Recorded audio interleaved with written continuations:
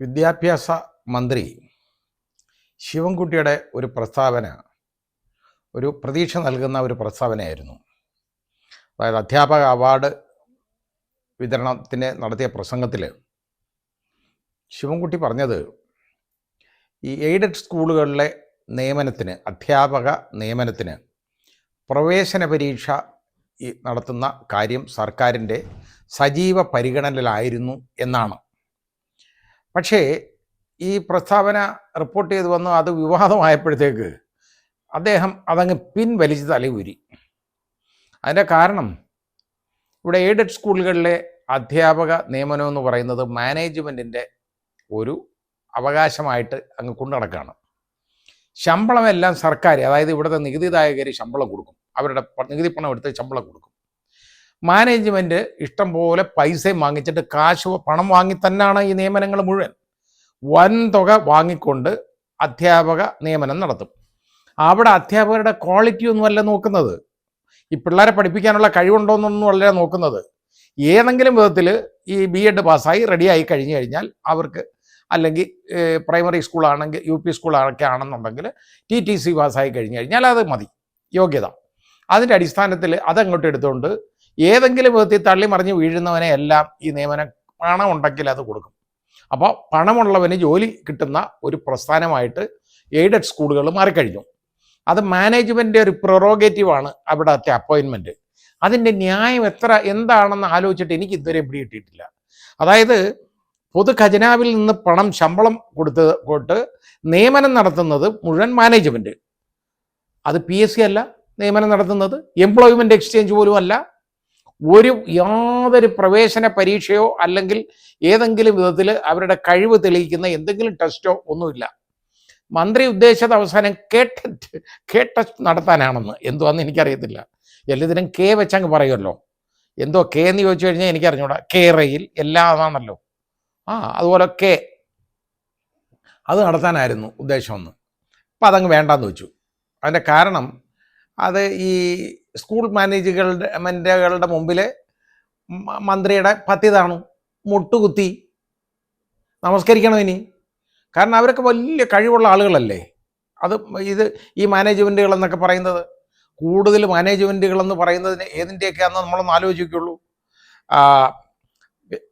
SNDP കേട്ടോ, അതുപോലെ തന്നെ MES, NSS, അതേപോലെ ക്രൈസ്തവ സംഘടനകൾ തുടങ്ങിയ അവരാണ് ഇതിൻ്റെ എല്ലാം വലിയ മാനേജ്മെൻറ്റുകൾ, കോർപ്പറേറ്റ് മാനേജ്മെൻറ്റുകൾ. അത് കൂടാതെ ചില മാനേജ്മെൻറ്റ് മുതലാളിമാരുണ്ട്, ഒരുപാട് സ്കൂളുകളുള്ളവർ. അതിൻ്റെ കാരണം ഒരു വേക്കൻസി വന്നു കഴിഞ്ഞാൽ ഒരു 50 ലക്ഷം രൂപ ഉറപ്പാണ് ഹൈസ്കൂളാണെങ്കിൽ. അപ്പോൾ ഏറ്റവും കുറഞ്ഞ അത് 1 കോടി രൂപ വരെ പോകുമെന്ന് പറയപ്പെടുന്നു. കാരണം ഒരു 3-4 വർഷത്തെ 3 വർഷത്തെ ശമ്പളം ഉണ്ടെങ്കിൽ അവർക്ക് മതിയാവുമല്ലോ. അപ്പോൾ ആ രീതിയിൽ ഉള്ള അപ്പോയിൻമെൻറ്റ്സാണ് നടക്കുന്നത്. അങ്ങനെ നടന്നാൽ മതിയോ? അവിടെ സംവരണ തത്വം എന്തെങ്കിലും ഉണ്ടോ, പാലിക്കുന്നുണ്ടോ? പട്ടികജാതി പട്ടിക വിഭാഗങ്ങൾക്ക് അവർക്ക് എന്തായാലും സംവരണം കൊടുക്കേണ്ടതല്ലേ? അവർക്ക് ഈ മാനേജ്മെൻറ്റ് സ്കൂളുകളിൽ, എയ്ഡഡ് സ്കൂളുകളിൽ അവർക്ക് എന്തുകൊണ്ട് ഇത്ര പേരെ അവിടെ വേണം എന്നുള്ള ഒരു ഒരു ഒരു ഒരു നിയമം കൊണ്ടുവരുന്നില്ല? ഇത് നമുക്ക് ഒരുപാട് ചിന്തിക്കേണ്ടതാണ്. അവിടെ OBC സംവരണമില്ല, പട്ടികജാതി പട്ടികവർഗക്കാർക്ക് സംവരണമില്ല. ഇങ്ങനെ ഒരു സംവരണവും കൊടുക്കാതാണ് ഈ മാനേജ്മെൻറ്റുകൾ അവരുടെ തോന്നിവാസം പോലെ അപ്പോയിൻമെൻറ്റ് നടത്തി പണം വാങ്ങിക്കൊണ്ടിരിക്കുന്നത്. ഇത് യഥാർത്ഥത്തിൽ കൊള്ളയാണ് നടക്കുന്നത്. അത് തിരിച്ചറിഞ്ഞുകൊണ്ടായിരിക്കാം എന്തായാലും ശിവൻകുട്ടിക്ക് ഇങ്ങനെ ഒരു ബോധോദയം ഉണ്ടായത്. ഇത് അങ്ങോട്ട് നടത്താം എന്ന് ഗവൺമെൻറ് സജീവ പരിഗണനയിലാണെന്ന് പറഞ്ഞു കഴിഞ്ഞ ഉടനെ കഴുത്തിന് പിടി വീണു. അതാര് പിടിച്ചെന്നുള്ളതൊന്നും നമുക്ക് ഊഹിക്കാവുന്ന കാര്യമേ ഉള്ളൂ. ഏതായാലും അതോടുകൂടി പ്രസ്താവന പിൻവലിച്ച് മന്ത്രി പിൻവലിഞ്ഞു. ഇങ്ങനൊരു നല്ല കാര്യം. എന്നിട്ട് മന്ത്രിയുടെ ഘോര ഉള്ള പ്രസംഗത്തിലൊക്കെ ഉടനീളം അദ്ദേഹം പറഞ്ഞത് അധ്യാപകരുടെ ക്വാളിറ്റിയെക്കുറിച്ചാണ്. അധ്യാപകരുടെ കഴിവുകേട് കൊണ്ടാണ് വിദ്യാർത്ഥികൾക്ക് കഴിവില്ലാതെ പോകുന്നതെന്നും അവരുടെ പഠനം നന്നായിട്ട് നടക്കാത്തതെന്നും ഒക്കെ ഉള്ള വലിയ കാര്യങ്ങളൊക്കെ മന്ത്രി പറഞ്ഞു കേട്ടോ. അതുകൂടാതെ പറഞ്ഞത് ഏതെങ്കിലും ഒരു പ്രത്യേക വിഷയത്തിൽ കുട്ടികളൊക്കെ തോൽക്കുന്നത് കണ്ടു കഴിഞ്ഞാൽ അതിൻ്റെ ഉത്തരവാദിത്വം ആ വിഷയം പഠിപ്പിക്കുന്ന അധ്യാപകനാണെന്ന്. കൊള്ളാം. പിന്നെ ചില പ്രിൻസിപ്പൽമാരോ അല്ലെങ്കിൽ ഹെഡ് മാസ്റ്റർമാരോ ചാർജ് എടുക്കുമ്പോൾ, പുതിയതായിട്ട് വരുമ്പോൾ ആ സ്കൂളിന് തന്നെ വലിയ മേന്മയുണ്ടാകുന്നു, നന്മയുണ്ടാകുന്നു, അച്ചടക്കം കൂടുന്നു, അധ്യാപന ശേഷി കൂടുന്നു, പക്ഷേ ചിലർ വരുന്ന ഉടനെ ഇതുപോലെ അപ്പോയിൻ്റ് ചെയ്യപ്പെടുന്ന ഉടനെ അതിന് പ്രത്യേകം ഒരു ശേഷിയൊന്നും ഉണ്ടാവുന്നില്ല, പ്രത്യേകതയൊന്നും ഉണ്ടാവുന്നില്ല, അതിൻ്റെ ഗ്രേഡ് താഴ്ന്നു പോകുന്നു. ഇതൊക്കെ മന്ത്രി പറഞ്ഞു. അതിനൊക്കെ ഒരു മാർഗം ഉണ്ടാക്കണം, ഇതിനൊക്കെ ഒരു നയം രൂപീകരിക്കണം, ഇങ്ങനെയുള്ള കാര്യങ്ങളൊക്കെ പറഞ്ഞു. പിന്നെ അവാർഡ് കൊടുക്കുന്ന തുക ഇച്ചിരി കൂട്ടാനും, അതുപോലെ തന്നെ മുണ്ടശ്ശേരി അവാർഡ് കൊടുക്കുന്നതിൻ്റെ തുക കുറച്ചുകൂടെ കൂട്ടാനും ഒക്കെയുള്ള കാര്യങ്ങളുമൊക്കെ പറഞ്ഞു. ആ പറഞ്ഞ കൂട്ടത്തിൽ ശരിയായ ഒരു കാര്യം പറഞ്ഞത് ഇതാണ്: അറ്റ്ലീസ്റ്റ് ഒരു പ്രവേശന പരീക്ഷയെങ്കിലും നടത്തിയിരുന്നെങ്കിൽ ഇതിന് അല്പമെങ്കിലും കഴിവുള്ളവന്മാർ ഇതിൽ കയറിയനെ.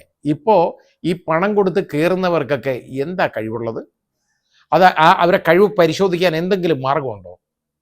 ഇവിടെ PSC നടത്തുന്ന പരീക്ഷയാണെന്നുണ്ടെങ്കിൽ പരീക്ഷ നടത്തി, വലിയ പരീക്ഷ നടത്തിയാണ് ആളുകൾ എടുക്കുന്നത്. ഇപ്പോൾ LD ക്ലർക്കിൻ്റെ നിയമനം, ഒരു ലോവർ ഡിവിഷൻ ക്ലാർക്കിൻ്റെ നിയമനത്തിനുള്ള പരീക്ഷയാണെന്നിരിക്കട്ടെ, IAS സിവിൽ സർവീസ് ഉണ്ടല്ലോ, അതിന് ക്വാളിഫൈ ചെയ്യാനുള്ള പരീക്ഷയേക്കാൾ കഠിനമായ ചോദ്യങ്ങളാണ് അത് ചോദിക്കുന്നത്. അപ്പോൾ അതുപോലെ തന്നെ മറ്റ് പല ഡിപ്പാർട്ട്മെൻറ്റുകളിലേക്കും ഉള്ള നിയമനങ്ങളെ സംബന്ധിച്ചിടത്തോളം ഉള്ള പരീക്ഷയാണെങ്കിൽ പോലും അതിനെല്ലാം വളരെ കടുകട്ടിയായ ചോദ്യമാണ് PSC ഇടുന്നതും ഈ ഉദ്യോഗാർത്ഥികൾ അത് എഴുതി പാസ്സാവേണ്ട ഗതികളുള്ളത്.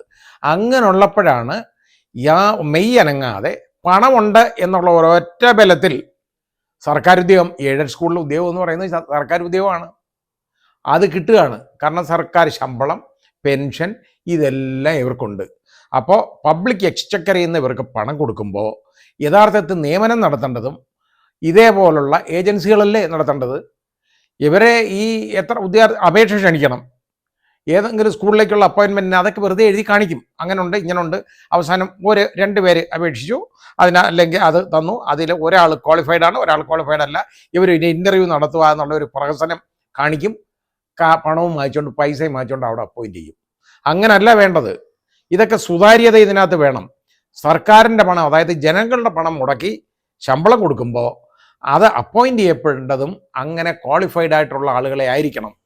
അത് പറയാൻ കാണിച്ച ചങ്കൂറ്റത്തിന് മന്ത്രിയോട് എനിക്ക് നന്ദിയുണ്ട്. പക്ഷേ മന്ത്രി അത് പറഞ്ഞ് നിമിഷങ്ങൾക്കകം അത് വിഡ്രോ ചെയ്യേണ്ടതായിട്ട്, മണിക്കൂറുകൾക്കകം അത് വിഡ്രോ ചെയ്യേണ്ടതായിട്ട് വന്നു. ആ സ്റ്റേറ്റ്മെൻറ്റ് പിൻവലിച്ചു.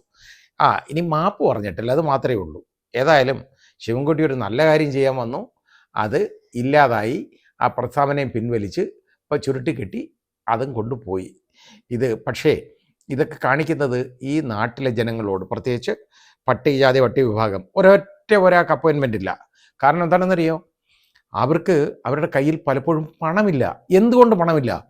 സാമൂഹികമായ അധപ്പതനം സാമ്പത്തികമായ അധപ്പതനത്തിലേക്ക് നയിക്കും എന്ന് ഡോക്ടർ അംബേദ്കർ പറഞ്ഞത് എത്രയോ സത്യമാണ്. അതുകൊണ്ടല്ലേ അവരുടെ പണമില്ലാത്തത്. അപ്പോൾ അവർക്ക് ഈ അപ്പോയിൻമെൻറ്റ് കൊടുത്താലല്ലേ അവരെ മുഖ്യധാരയിലേക്ക് കൊണ്ടുവരാൻ പറ്റൂ. അത് കൊണ്ടുവരണമെന്നുണ്ടെങ്കിൽ ഇതുപോലെ അപ്പോയിൻമെൻറ്റ് സുതാര്യത വേണ്ടേ അതിനകത്ത്? യഥാർത്ഥത്തിൽ ഈ ഓരോ സ്കൂളിലും, എയ്ഡഡ് സ്കൂളുകളിൽ അവിടെ റിസർവേഷൻ ഏർപ്പെടുത്തണം. അത് കർശനമായിട്ട് പാലിക്കുന്നുണ്ടോ എന്ന് പരിശോധിക്കുകയും വേണം. അങ്ങനെങ്കിലും ഒന്ന് ചെയ്താൽ ഈ സിസ്റ്റം നന്നാവും. ആഫ്റ്റർ ഓൾ ഇത് കുഞ്ഞുങ്ങളുടെ കാര്യമല്ലേ, അവർ പഠിച്ചു വരേണ്ടതല്ലേ. ഇതുപോലെ പണം കൊടുത്ത് വാങ്ങിക്കുന്നവൻ്റെ കമ്മിറ്റ്മെൻ്റ് ഒന്ന് ആലോചിച്ച് നോക്കിക്കോളൂ. ഒന്നുമില്ലല്ലോ, അവന് പണം ഉള്ളതുകൊണ്ട് അവന് കിട്ടുന്നു, അതല്ല ഉള്ളൂ. അത് ചിന്തിക്കണം.